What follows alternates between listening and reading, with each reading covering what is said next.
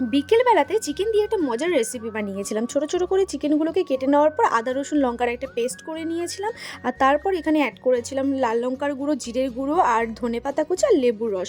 এটা দিয়ে ভালো করে এটাকে ম্যারিনেশন করে নিলাম, আর হাত দিয়ে মেশানোর পর এর মধ্যে অ্যাড করেছিলাম স্বাদ মতো নুন, আর তারপর আবার ভালো করে মিক্স করে এটা কিছুক্ষণের জন্য ফ্রিজে রেখে দিয়েছিলাম।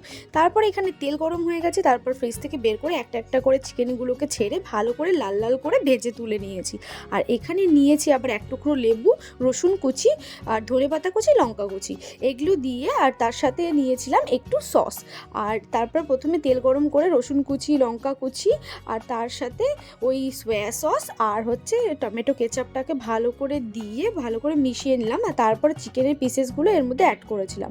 তারপর এটাকে একটু ভালো করে মিশিয়ে নেওয়ার পর এর মধ্যে অ্যাড করেছিলাম লেবুর রস আর সাথে ধনেপাতা কুচি। তো ভিডিওটা ভালো লাগলে অবশ্যই লাইক করুন, শেয়ার। আজকের জন্য টাটা।